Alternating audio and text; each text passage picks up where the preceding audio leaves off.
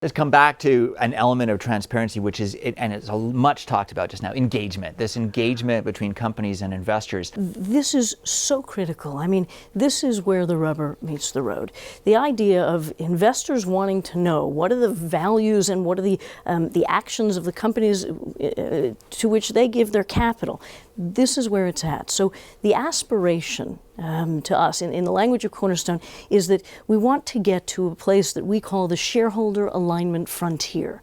Right? So a place where you have taken all the stakeholders into account, a place where you have looked at the issues around environmental, social, and governance performance that are coming to the fore. And then if you overlay that with a dialogue that is constructive, well, hopefully you get to that alignment frontier. So this is an interesting framework that you've developed, because you're talking about stakeholder relations, a broad group of stakeholders, but you base it on shareholder engagement. So this is where a chance for investor relations really to become very integral to the whole process, right? Yeah. In the final analysis, it is the shareholders that in the long term are the most closely aligned with the company, right? So you can't do that in a vacuum without thinking about the issues that are percolating in the world, whether it's income inequality, or whether it's healthcare, whether it's education, rebuilding infrastructure, and obviously climate change. You cannot have effective shareholder engagement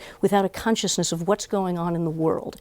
And once you overlay that stakeholder and timeliness of issues view and figure out what is going to be financial. People use the term non-financial or extra-financial when it comes to ESG issues.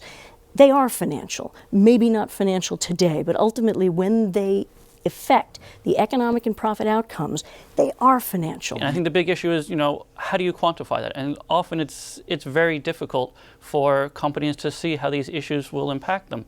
But I think it's one of those things where companies that really go down that road and start really thinking about what is the long-term value, either the opportunity or the risk, and start talking about those costs. I mean, I think that's where you start to see opportunity.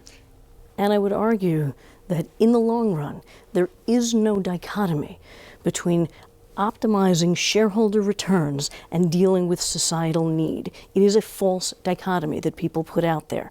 All right, and I think the greatest companies in the world get that. I think they understand that, and I think if they can find those shareholders that are truly aligned with their vision, their mission, their priorities, their values, and ultimately their tactics, well, then we have something really interesting.